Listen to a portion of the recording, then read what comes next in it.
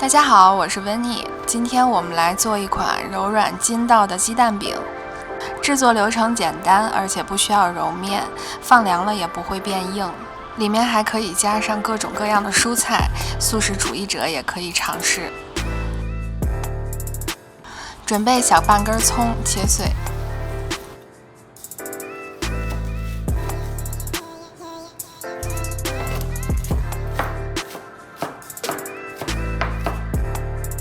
一点胡萝卜，同样切碎。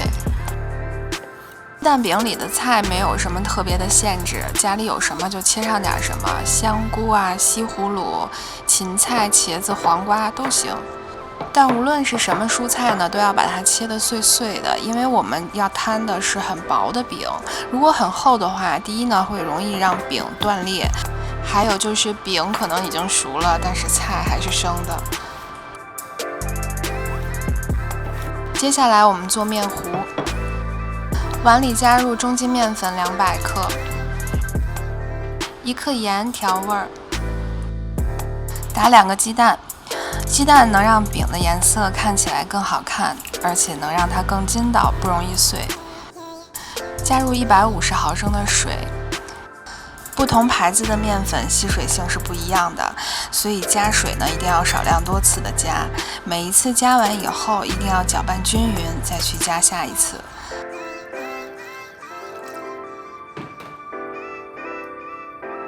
面糊的状态最后是那种很稀的酸奶状就可以了。然后把蔬菜都倒进来，盖上盖子，松弛15分钟。15分钟以后搅拌均匀就可以了，不需要过度搅拌。接着我们开始烙饼，开小火，平底锅里倒上一点油，油微微热，倒入面糊。面糊的量主要是看用的锅的大小，我们要摊的是那种薄薄的饼，所以这个面糊的用量呢，需要你自己去调节。面糊倒进去以后，转一转锅，让它把所有的空隙都覆盖。没有覆盖到的地方不需要再加面糊了，用铲子把还没有凝固的面糊补到那个地方就可以了。大约1分多钟，表面的面糊全部都凝固了。先翻面，翻过来以后烙1分半钟。当出现了黄色的焦斑，这一面就好了。然后继续等待一会儿，直到2面都出现了焦斑，就可以出锅了。再烙一张少油版的。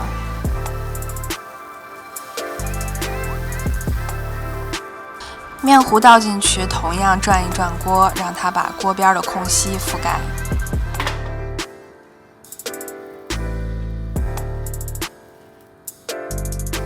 表面都凝固以后，翻面。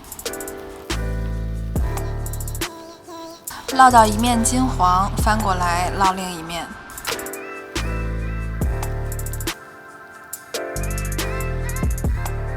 直到2面金黄就可以出锅了。这一张是刚烙好的，你看它放的时候非常柔软。下面的这几张呢是稍稍凉一些的，同样也是非常柔软。每一张饼都是薄薄的，金黄色搭配上营养丰富的蔬菜，让人瞬间有了食欲。虽然它很薄，但是却很筋道。你看，在撕它的时候，还是要稍稍用一点劲儿。这一张饼已经彻底放凉了，给大家看一下，还是非常的柔软。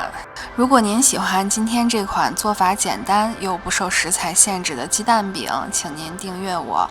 我是温妮，我们下期再见。